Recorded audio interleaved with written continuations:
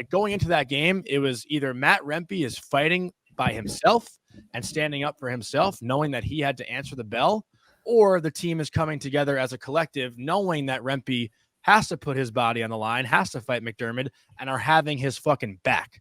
And I haven't seen a Rangers team that really had each other's back since probably the 2014, 2015 era. Like the 2021 fights off that face-off with Washington was because Panarin, obviously we didn't have anybody big then. And they were just showing that they had a little bit of balls. But for this one, no one had to fight for Rempe. Rempe had to answer this himself. But Rempe's quotes, I think, I want to read what he said.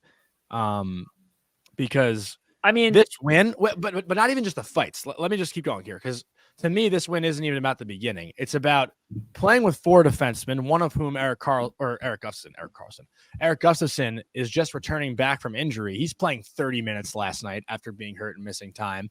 Then you look at the goal scorers in this game. Panarin scores the first one. He's been the best player all year. He gets them going. They dominate in the first period. Alexis Lafreniere, why am I mumbling? Alexis Lafreniere scores a big goal, 2-0. The Rangers shit the fucking bed in the second period.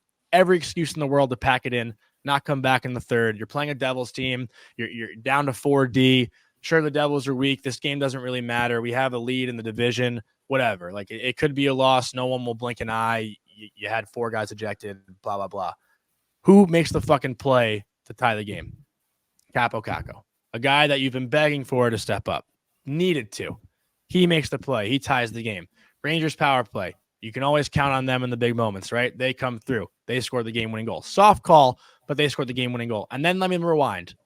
The fight itself, the fact that Keandre Miller fucking fights and wins the way he does, a guy that the Ranger fans have been begging to play tougher, begging to get meaner, begging to use his frame for his advantage physically, and he beats the living piss out of John Marino. Like, for him, I mean, you see the clips of them in the penalty box laughing, smiling it up. Like, that's a group that came together, fought a fucking Devils team, and now feels good about it. And then you see all the quotes in the locker room.